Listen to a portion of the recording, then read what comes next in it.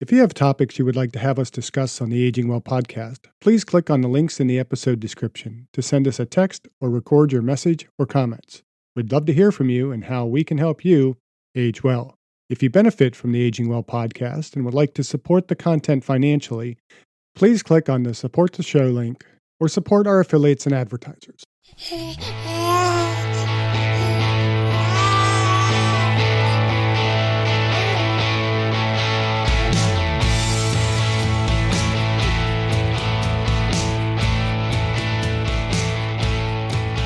Welcome to the Aging Well podcast. I'm Jeff Armstrong here with Corbin Bruton.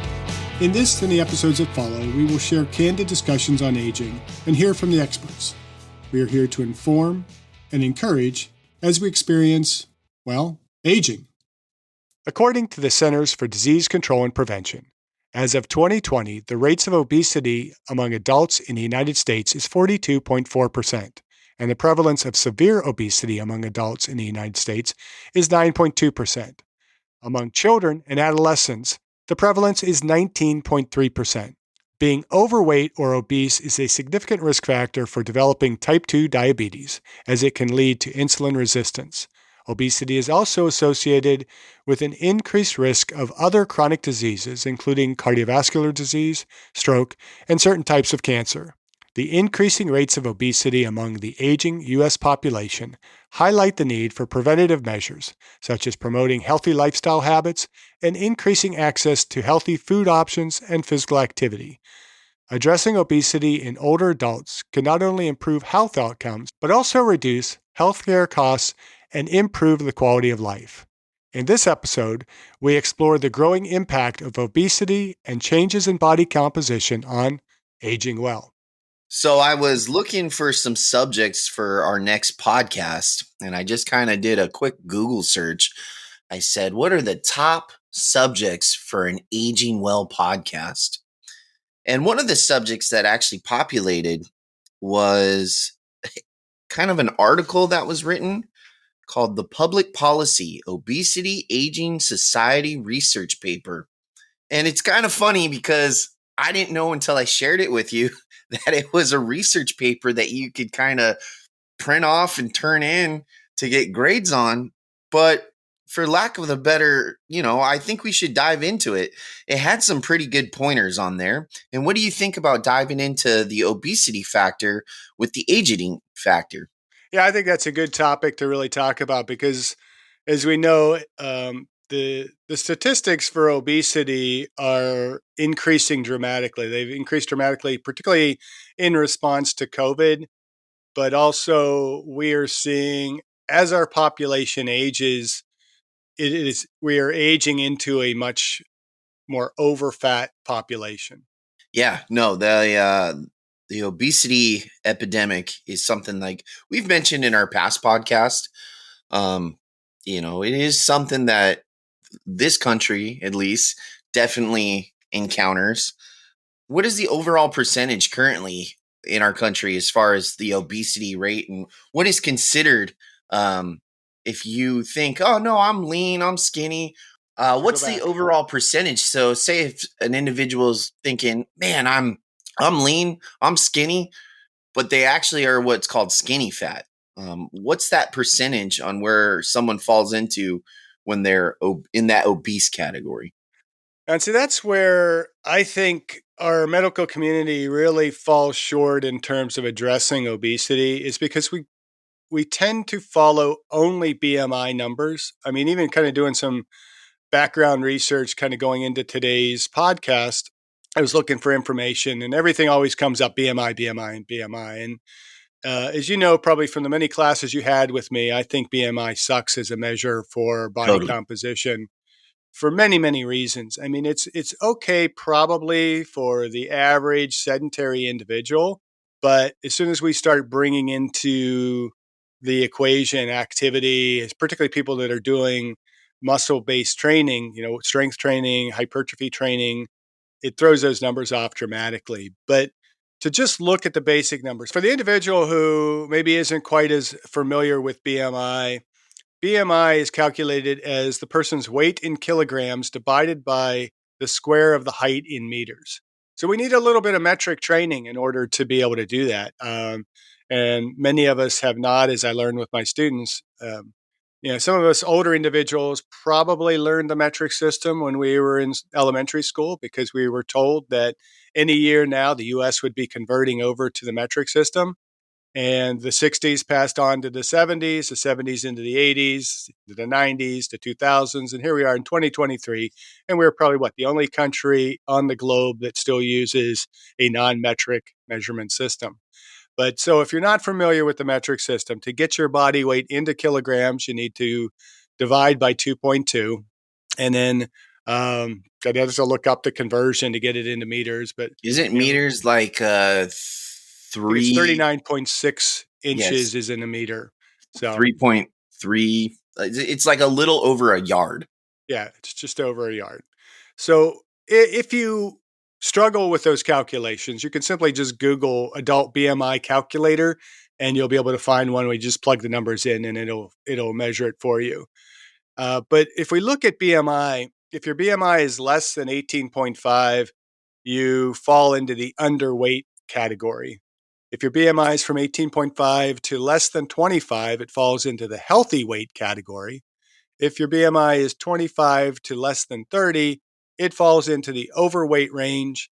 And if your BMI is over 30, it falls into the obesity range. And I looked a little bit further, and if your BMI, there's a few different classifications of BMI. Class 1 obesity is a BMI between 30 to less than 35. Class 2 BMI is 35 to less than 40. And Class 3, which is considered severe obesity, is a BMI over 40. Hmm. And so BMI can be a fairly decent measure just on the surface of where your body weight falls relative to your height. And that's good. And it's probably pretty safe to assume that if you were over 30, you were at least over fat. If you were a severely muscled NFL football player, power lifter, something like that, then it may be that 30 BMI is a lot of muscle. But in most cases, even in those situations, it's probably a little bit over fat. But if you are a sedentary individual, these numbers work fairly good, but they're not quite, in my opinion, as good as having an actual measurement of your percent body fat, which can be done simply by skin fold measurements that a lot of local health clubs can do that for you with varying levels of precision depending on the training of the individual and the quality of the calipers they might use. But you get a fairly decent range, and it's a good measure that you can, measure for change over the course of time. If you're fortunate enough to be able to do underwater weighing, or in our lab, we use the BOD pod, which uses air displacement plethmology rather, in order to just measure the body density. The more dense your body is relative to your weight, then the less fat you have, the more lean tissue you have. And the really platinum standard for body composition would be dual X-ray absorptiometry, which in most cases can only be done in a hospital, or you might find some university laboratories that have the facilities to do it. But what that does is it basically takes X-rays of your body from head to toe.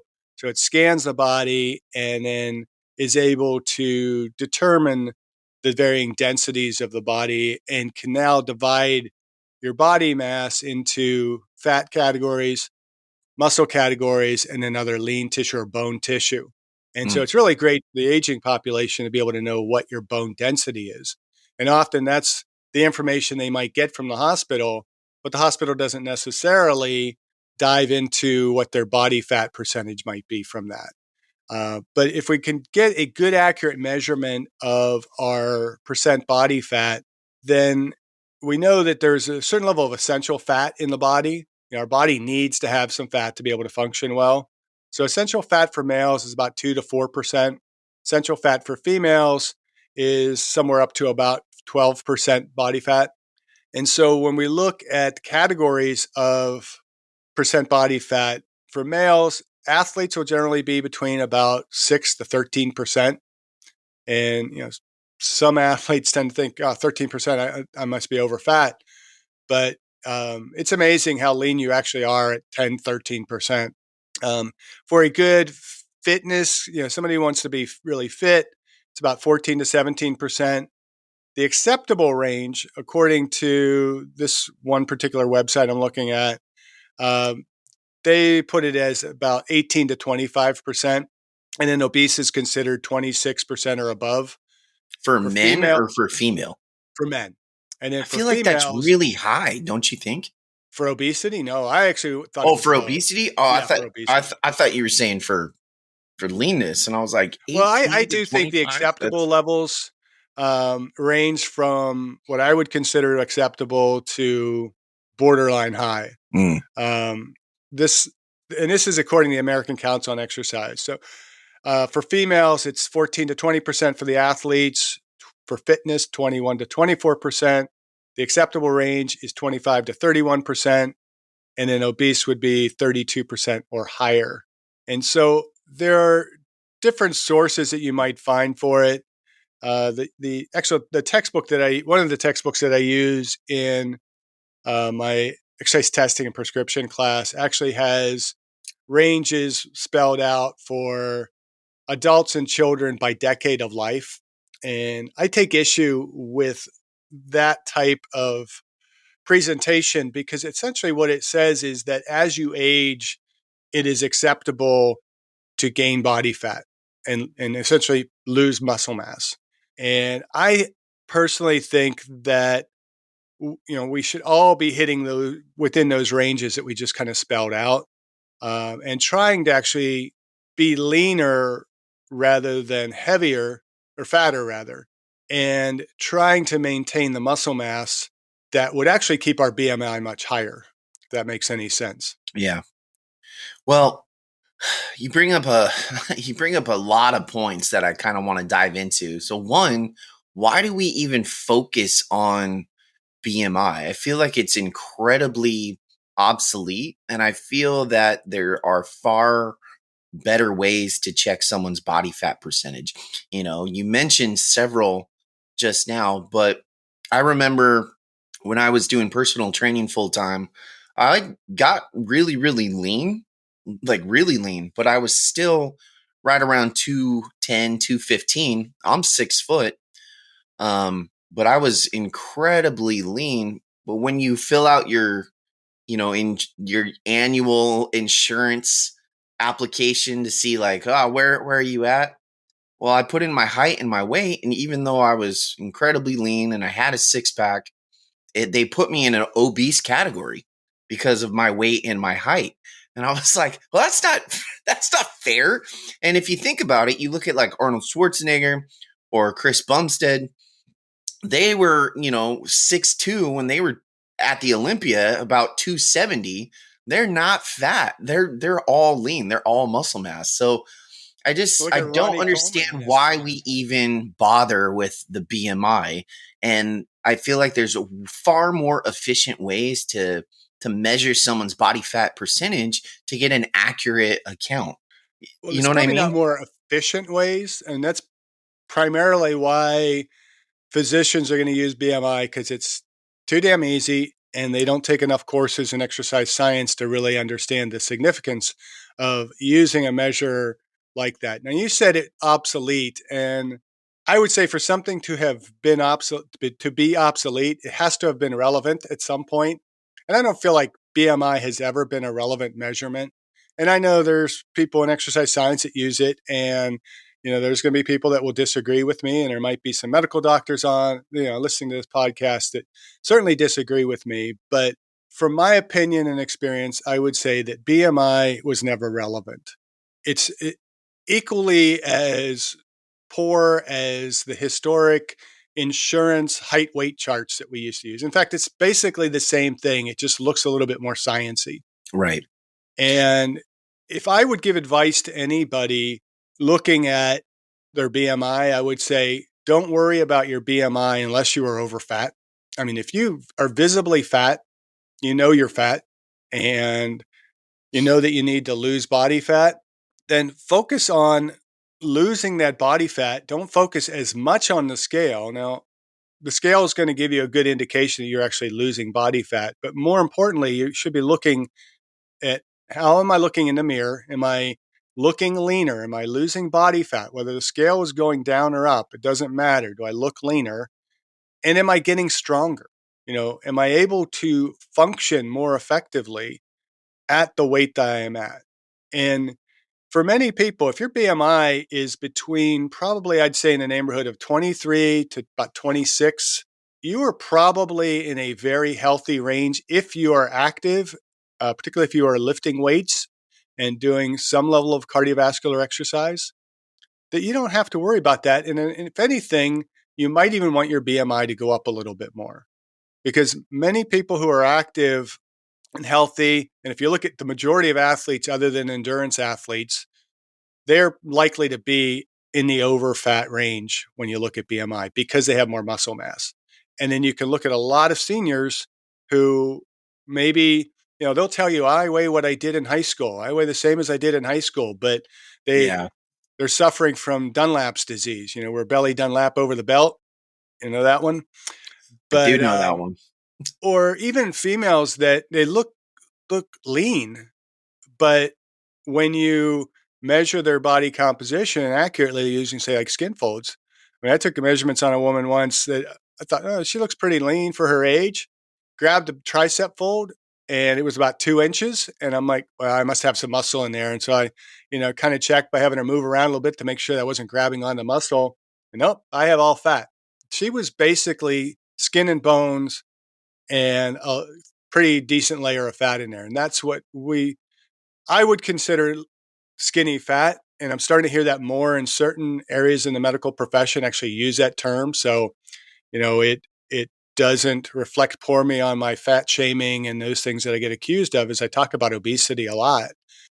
That's not necessarily healthy. So just going by weight can be actually a fairly dangerous proposition for the aging population. I don't think it's. I think we should recognize skinny fat, and I don't think it should be body shaming at all. I think the number one goal is to make sure that everyone is healthy, and I think there has to be a way for people to recognize that the term skinny fat is not degrading towards an individual, but it's to recognize, hey, you may appear to be skinny on the outside, but you actually suffer on the inside from severe, like visceral fat, right? Where now the fat is not necessarily protruding on the outside, where stereotypically you have that visualization of being an obese person, but instead it's on your organs, and it's not allowing you to kind of function the way that your body was designed to function. And I think that's a really interesting process, especially in the terms of skinny fat. I remember working for an assisted living, and they were so focused on having the residents not lose weight. Once the residents started losing weight, they're like, oh no, we got to make sure that they got to eat more. We got to really focus on getting them enough calories. So then they give these residents food, but it was like coated in butter and it had way higher levels of sodium. The thing is the residents were losing visual weight in their face, in their arms, in their legs, but then right around their belly, like you said, it had that Dunlaps. They kind of had that pot belly that protruded out. And I just remember thinking, there's no way that this is healthy. And why are we even focused on them gaining weight? We should primarily be focused on having them be more active, right? Be more active and focus on strengthening the muscles to have them be more stable, be more agile, be more, putting on weight in an unhealthy way is not the approach that you need to go. Yeah. Now, there may be situations where with the elderly, they're just not simply eating enough and they need more calories just to kind of maintain that basal metabolic rate. And in those cases, yeah, it doesn't matter what they're eating, just get the calories in. And you get some elderly that will suffer from that. But again, you're right. Let's focus on keeping them active, keep them capable of being active through some level of resistance-based training. It doesn't have to be weight training per se, but things that are going to help them to maintain the lean muscle mass so that their body weight, if it's staying stable, is because they are maintaining muscle mass and not gaining fat mass. Because we know that being overweight or being obese really carries with it a significant health risk. And we don't like to talk about that because as soon as we start talking about obesity, everybody starts raising the flag of fat shaming and things like that. And it's not a matter of appearance. And let's be clear from the start on that, that as we talk about obesity, we're not talking about, one's perception of their self-image or being comfortable in your body or feeling like people need to conform to the body types that we see in the magazines or in Hollywood. Uh, we're talking about body composition as a significant health risk that impacts not only our life expectancy and the quality of our life as we age, but it impacts all of us because it has a huge cost to the healthcare system, mortality rates, and all those types of things. And we know that being overweight or obese can lead to insulin resistance, which then leads to diabetes and can lead then to changes in the vascular system that lead to other chronic diseases like cardiovascular disease, can lead to stroke and various types of cancer. So it is a important thing to discuss as we look at aging and aging well.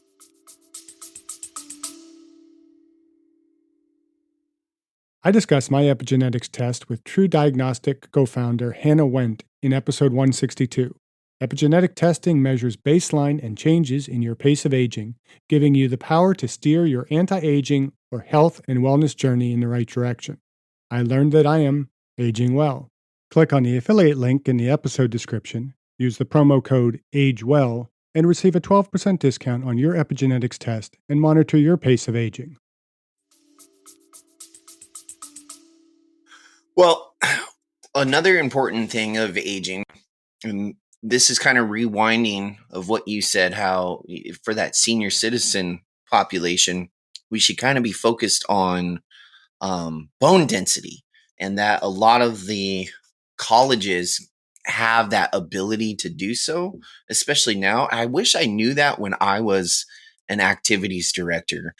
I think that is such a groundbreaking concept because one of the things that residents in those assisted living, in those independent living, in those retirement homes, they love to just get out.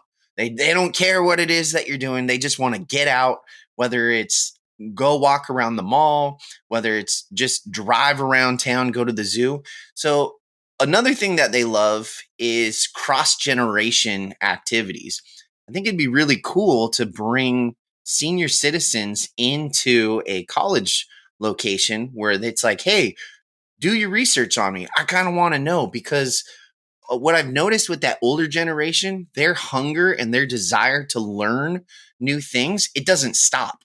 They actually want to know and they want to be a part of something. And I think it would be really cool if we kind of, as a society, just kind of capitalize on that. Maybe activities directors across the state, if there are, or not even across the state, across the country, could reach out to some of the local colleges, to the exercise science programs or the nursing programs, and see if they can kind of capitalize and utilize some of the residents as part of their research as far as bone density, bone mass, obesity, BMI. I think it'd be really cool. And I think we could simultaneously revolutionize, the health and the aging population in general. I don't know that we're going to learn that much more by measuring more and more seniors from a research standpoint. I mean, I think it's pretty well established that if we get individuals doing any kind of weight-bearing activity, they're going to maintain their lean tissue, their bone tissue, much more effectively than if they're not doing any kind of activity. And so it's not so much a matter, I think, of measuring it for research purposes, but I do think it would be a very helpful thing for us to be, if we're going to spend healthcare dollars, let's spend it on the preventative side and tracking where individuals are in their need. And, if you're going to your physician, say, you do a colonoscopy once you hit a certain age every so many years, why can't we pay for a DEXA screening every so many years and be able to track where somebody's bone density is and where their muscle mass is and say, hey, look, you're losing bone mineral density, you're losing muscle mass, even though you weigh the same, your body is changing in a way that is unhealthy for you. And we need to prescribe for you an exercise program that will help you to improve in those two compartments of your body. Well, and then just kind of this is just a random question, if we are so focused right now on making sure the senior communities in those assisted living, in those independent living, if they're not losing weight, or we're focused on having them not lose weight, so we're focused on giving them more calorie dense food, why don't we have them more nutrient dense food? Why don't we focus on those things with more minerals, the magnesium, the calcium, to help with that bone density, and then higher levels of protein, so then their amino acid complex in their bloodstream is going to be working. And I don't know, I feel like that should be more of the way that we're going versus just let's just fuel them up with butter and sodium. And why do you think we do that? Just to add more calories, and it's a cheaper option. Cheaper option. That's the thing. It's like, as we start looking at the significance of the cost of some of these things, it's a lot cheaper to just throw some crappy calories into their diet than supplement their senior living with exercise, quality protein, and those types of things are going to help them to maintain muscle mass and bone mineral density. And so I think that's where we kind of get into some of that discussion about universal health versus universal health care. It's a lot easier to just kind of treat the symptoms of things rather than actually treat the cause. And I I just think it's ridiculous that we're not focused on trying to better the health of individuals, not as we age. I mean, whether we're already old or not, we should be focused in on trying to nip obesity. I mean, we're beyond nipping it in the bud. It's like an invasive species in your garden that is just like ivy in Oregon, which does not belong here, and it just keeps creeping in, and your neighbor gets it in their yard, and so it creeps over into your yard. It just it's out of hand, and we got to do some pretty significant things in order to do it. Just to give you some idea of some of the costs that come from you know obesity and what it would mean to reduce obesity rates in this country. We could, according to the Campaign to End Obesity, if we reduce obesity rates by just 5%, could result in a savings of $29.8 billion in medical costs over the next 5 years. If we reduce those rates by 10%, it would mean a $54.2 billion reduction in healthcare costs. In terms of long care for individuals, I mean, I don't have any dollar amounts on that, but if we reduce obesity, the cost of long-term care is going to decrease dramatically. I mean, we might not have to have people in assisted living, or they're in assisted living, but they're not in the most critical aspects of that assisted living. They're still very much capable of moving around, doing for themselves, and that assisted living care is kind of there for the possibility of there being further decline. So the more active we have our older population, the less it's going to cost us overall. And if we treat obesity as a chronic disease and not just drug it, and give people medical interventions in order to battle obesity, but actually treat it through prevention, through appropriate diet, through community changes that are going to make exercise and physical activity more accessible to all individuals. So to treat it with some level of equity and justice, then we're going to see rates of diabetes go down, rates of cardiovascular disease go down, and we'll save dramatically in medical costs. Well, speaking of medical costs, I think it's really interesting that article that kind of sprungboard this whole conversation. It they have one in one of their paragraphs. It says the overall diagnosis of the epidemic and recommendations. Obesity has become a crisis in public health because the increasing rates are presenting a huge pandemic that requires urgent attention in the United States if potentially mortality, economics, morbidity tolls are to be mitigated. Today's older citizens in America, more so the generation of the baby boomers, have caused unprecedented demands for cosmetic surgery, knee replacement, and other requirements. And so I feel like we're going all these different directions where you're right.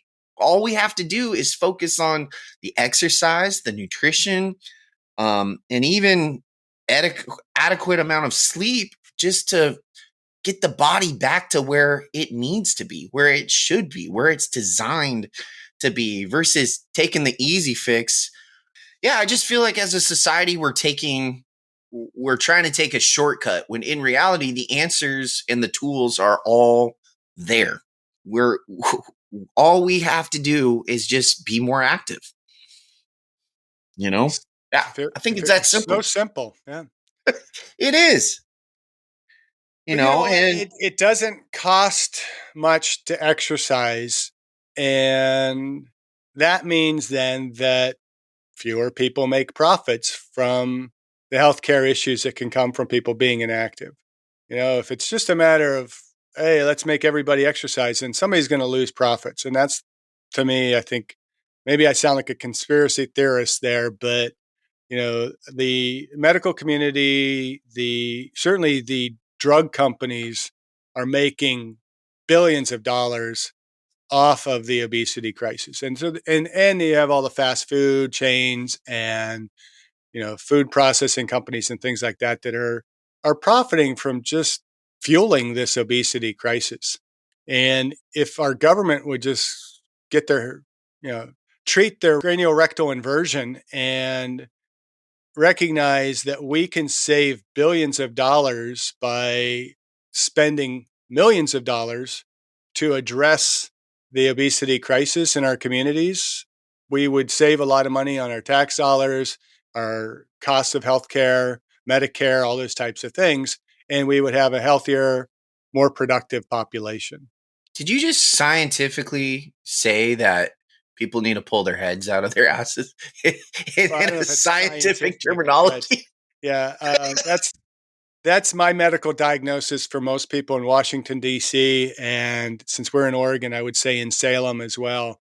For any politician, and again, I'm overly generalizing, so I apologize to those politicians that are actually trying to make some good quality changes. But yeah, that's my terminology for how we tend to politicize problems in this country and try and fix them is I call it cranial rectal inversion. Basically, they have their heads up their asses. Diving back into the article or the research paper that's written, it says in conclusion, as the prevalence of obesity in an aging society continues to increase, more pressing challenges of extensively qualifying distinct impact poses by this epidemic to inform health services and public policies emerge.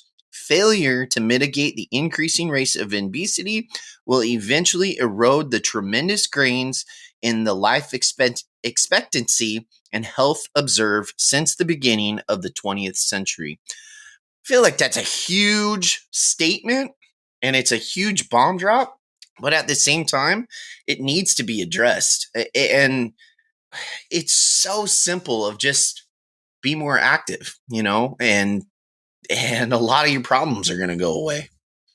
Yeah, and I tend to when I think about the trajectory of our obesity crisis, I can't help but think of the movie Wall-E, where they're all kind of going around on those little scooters with their computer screens, and they don't have to do any movement, any kind of physical activity themselves.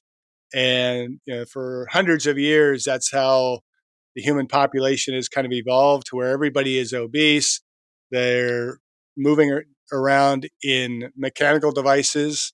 They have robots and other mechanistic devices that are doing all the physical labor for them. And it just occurs to me that that's where we're going if we don't kind of fix this. That we're just going to find everybody creeping toward obesity and it just become increasingly accepted, and any kind of health issues that come along with it, we're just treating those health issues rather than treating the cause or the root cause. Hmm. So it's a big concern, I think, and it should be a big concern for our country and globally as well. As more and more countries adopt more of an American lifestyle, we're seeing obesity creep into more and more countries.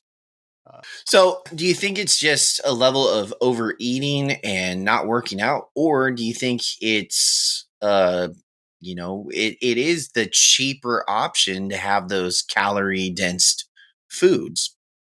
Well, I don't think it's necessarily the fact that those calorie dense foods are cheaper, because if that were the case in our current economic situation, people should be able to lose weight or at least maintain weight by eating less and spending less. And if it's cheap, then we still can afford to eat less, right? It's not like the cost of food is so expensive that we can't eat. If that were the case, then everybody would probably be underweight. But the fact that it is so cheap and it is manufactured in a way to diminish satiety, that we want more. I frequently use Lay's potato chips as an example in my classes. I mean, they blatantly advertise, we are selling you a product that is intended for you to overeat, because they say, you can't stop at just one.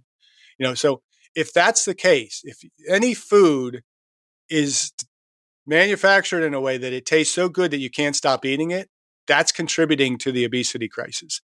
And most of the foods that we are eating that are the culprits in all this are foods that are designed to not satisfy us, that we can get what we need and then be done. It wants us to overeat. We also, go to restaurants. Now, fortunately, restaurant proportions have gone down a little bit because, the cost of food has gone up so dramatically. And so that's one way for restaurants to be able to save money without driving up the costs on their menus. But we still get way too much food when you go to a restaurant. And my recommendation, anybody eating out really should be, is you go order your food.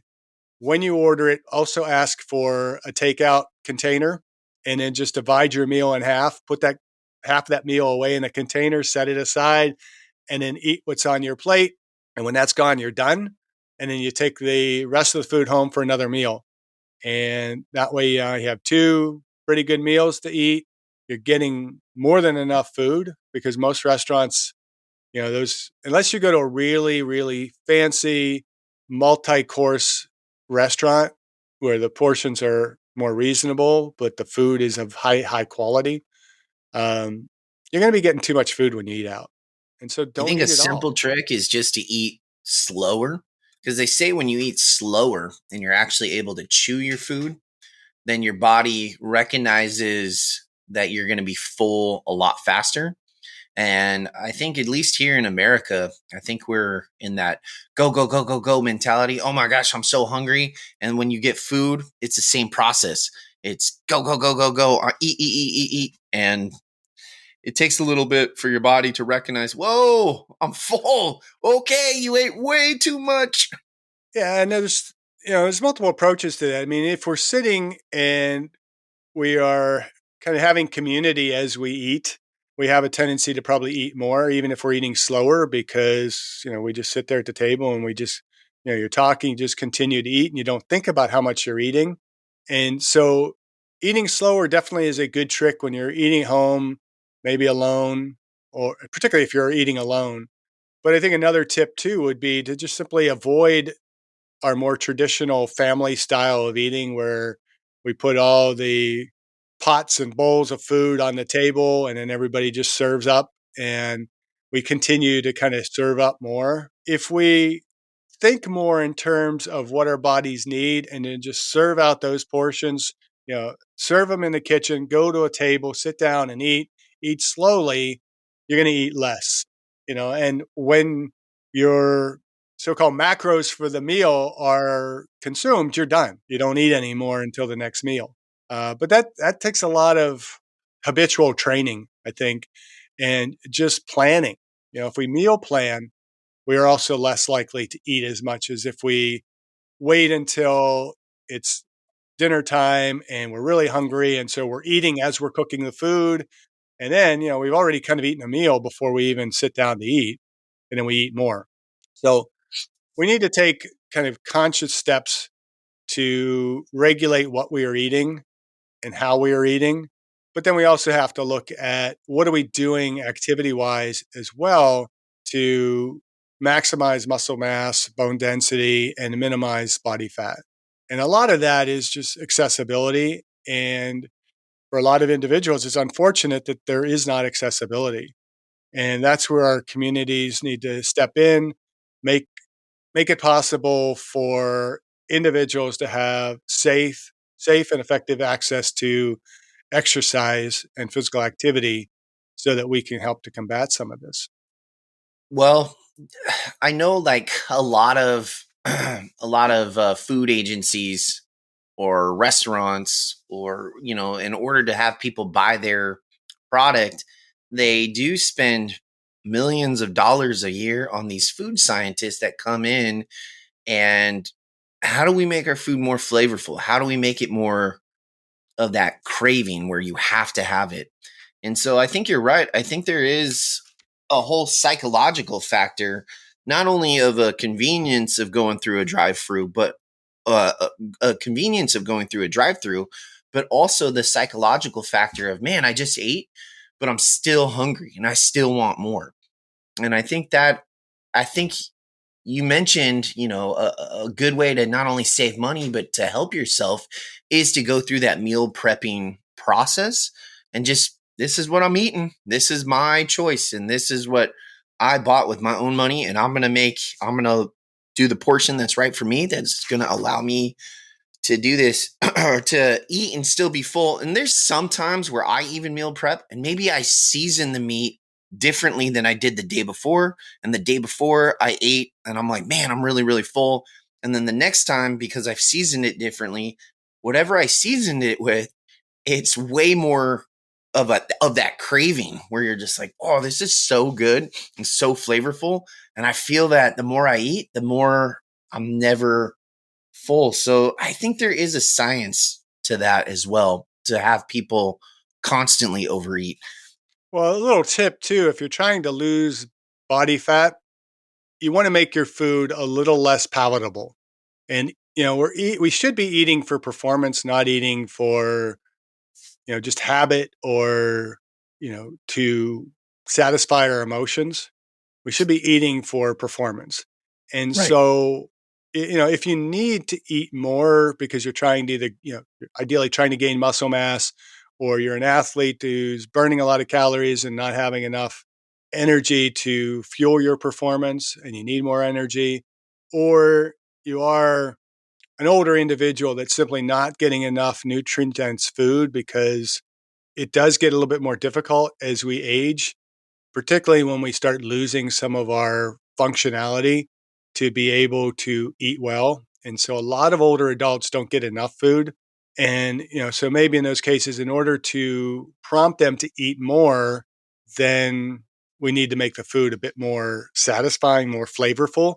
But if you're trying to lose weight, make it less flavorful, so that you don't enjoy it too much. I mean, it should be good, but it shouldn't be so good that we want to eat more of it.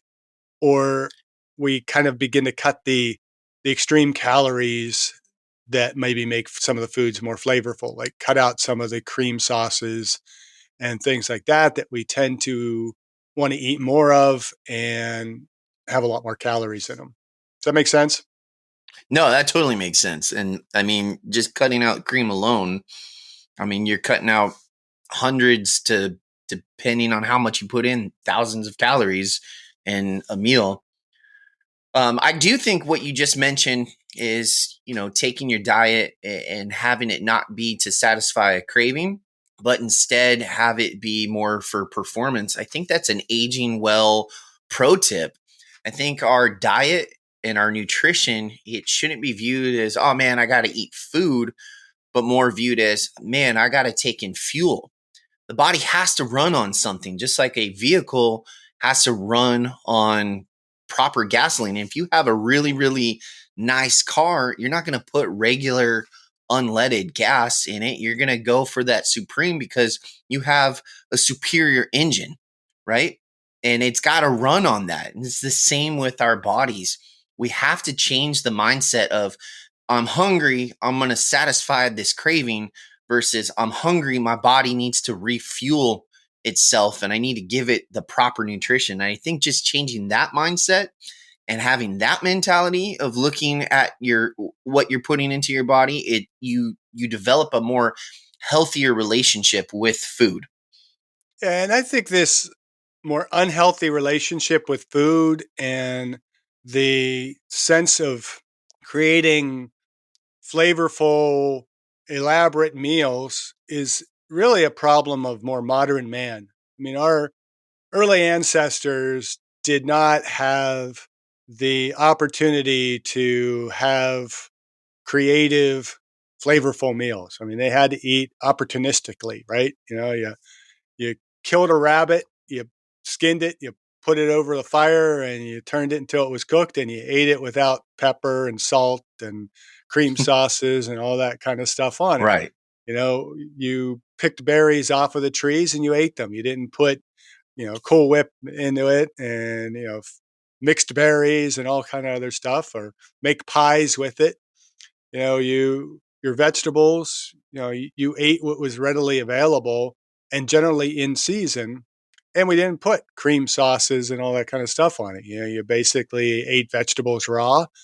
I don't know what point we realized it was a little bit better to at least cook them a little bit to give them some flavor and to soften them a bit. But it's really just kind of get back to just basic meal prep and not trying to have all these elaborate recipes. And I do enjoy food, and there are ways to have healthy, very flavorful foods. And I think maybe we have to have Sandy Griffin back on here. My friend Sandy from Colorado Springs area, who she's a self-proclaimed foodie, um, a now retired bodybuilder, but she has some really great recipes for stuff that is lean, healthy, and great for maintaining a more ideal body fat. Um, I'm a little less of a foodie. I can eat really, really boring meals. And that's why my wife cooks, because if I'm cooking for the kids, it's going to be chicken and broccoli and rice or something like that every night. Not a lot of stuff added to it. Just easy, low calorie foods that meets my macros. Well, another thing you mentioned, our ancestors or ancient man. Another thing that they did was they fasted, right? And call it for religious purposes, or call it they fasted just because they couldn't catch the deer or the elk or the rabbit, whatever the case may be. Like, they fasted. The human body is designed to go a couple days without eating. And I know that's a really controversial statement because, there's a lot of research out there that says, well, it's way better to eat several small meals throughout the day because you trick your body and it can utilize that faster. But not everyone is built differently. And I also think there is a lot of research out there that shows that fasting is a great way to overcome things. And it is a great way to kind of overcome cravings. It's also been proven through the research. It shows that, if you fast for 7 days, you're kind of like hitting a reset button on your body and having it go back to factory mode. If you have something that's causing inflammation or swelling, say you have a lactose allergy, they do recommend that a 7 day fast will kind of set that body back into um, that factory mode, I guess you can say, and it gets rid of that swelling and that allergy of whatever it is that you were consuming, and then you slowly just kind of add food back in. and go that route for preventative measures. I know that's really controversial, Well, but you're using a language that I don't like when you say proven. Um, it has. it's not There's proven. a Nothing lot of is research proven in out there that science. You says should it know has. that by now. And nothing is ever proven in science, particularly as we start looking at nutrition and exercise, because there is so much individual variation, and so much of the research can be created in a way that the outcome is going to be favorable to whatever the predetermined agenda is of the researcher. And but when we talk about research and we talk about something being proven, I encourage my students, and you should know this having been my student, that we don't use that word proven, because science is dealing with probabilities. And when we collect data, we are looking at a sample of reality, we're looking at a sample of the population, and we are basically testing a hypothesis, and we're evaluating it on the probability of that hypothesis being proven, or being demonstrated with some acceptable level of certainty. And usually that certainty is going to be prescribed at about 95% certainty, or an alpha level of 0.05. And so when you see a p-value in research and it says it's greater than zero point zero 0.05, usually that means that it's not statistically significant, and we will reject the hypotheses. But there's still a certain percentage of chance that it may have actually been your hypotheses may have been accurate. And conversely, then we look at that p-value less than 0.05, then we're saying that with about 95% or greater certainty, our hypothesis is correct, but there's still that possibility that we're wrong. And so I don't ever take science to be 100% accurate, particularly as we're dealing in exercise science and nutrition. And there's a lot of variability in there. And when it comes to the notion that we are meant to fast, I don't think we are designed to fast. I think our bodies are responsive to fasting, that we're capable of dealing with uncertainties in our environments. And early man did not have access to the Grocery store. regular food that we have now, almost too much regularity of food. And that's partly why obesity is creeping up, is because there's too much availability of food. But early man had, they had to either go out and hunt their food or they had to grow it. And if they're growing it, then there's that, uncertainty that you're going to have a bumper crop one year. And so we had historically periods of feast and famine in mankind. And there were times when man had to go longer periods without food and then eat their food. And so our bodies can respond to that. And yes, there can be some benefits to it, which is partly why, religiously, I think it has been inserted into most of man's religions, that there's some element of fasting involved. But again, there's no religion that I know of that promotes, a weekly, fasting on a regular basis, that you only eat on the Sabbath. Where, instead of having a day off from something, we actually only have one day that we do something. And also, there are some proposed benefits to daily intermittent fasting, but there's also downsides to that from the standpoint of performance, from the standpoint of functioning, convenience, and all those types of things. And so I don't think there's any one perfect diet for anybody. We have to consider what works for the individual. And, an individual who maybe needs more calories in order to perform, they're not going to want to be intermittent fasting, because their calories are not going to be available when they need them. For myself, I work out 4:30 in the morning, 5 o'clock in the morning. If I'm going to fast, do a more intermittent fast, and so I eat all my meals after 5 p.m., I'm exercising in a caloric deficit. I'm not replenishing those calories when hormonally and, with all the cellular signaling going on, when my muscles are going to be most capable of being able to absorb the proteins and the energy to store for the next workout and replenish what I just burned, I'm not going to function as well. And so I'm very hesitant to say that intermittent fasting or 6 meals a day is ideal for everybody. You have to find what works within your lifestyle that's going to allow you to function and to maintain a healthy body composition. So nothing is proven. We're never going to hear proven on this podcast. So I'm chastising you formally in front of all our listeners, but That's fine. yeah, I just don't like that. And yeah, I know you could find research, and anybody listening to this can probably very quickly Google up a bunch of evidence in favor of intermittent fasting. And you could probably just as well Google up a bunch of articles that will counter it. So the data are equivocal. I don't think there's strong evidence one way or the other, and does not mean that there are not benefits to it. Does not mean that there are benefits to not doing it. Okay.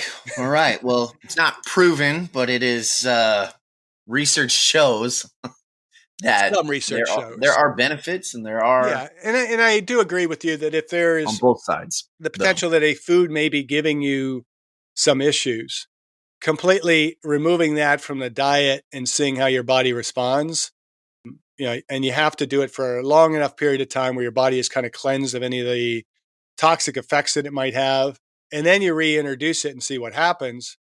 That is a scientific way of proving for yourself whether or not it is good or bad in your diet. Right. Okay. Well, I think that is going to conclude. I hope we brought up enough information. I think the overall thing is we recognize that there is an obesity epidemic. I think we recognize the fact that, we need to change the mindset of having food not necessarily meet our cravings, but food needs to fuel the body. And so what we put into the body is going to have a significant effect on how the body is ran and how it's functional. I think we need to stop focusing so much on calorie dense food, but more of the nutrient dense foods. And, there is an epidemic, but day by day, step by step, we're going to hopefully be able to figure this out and allow everyone to age well. Thank you for listening. I hope you benefited from today's podcast. And until next time, keep aging well.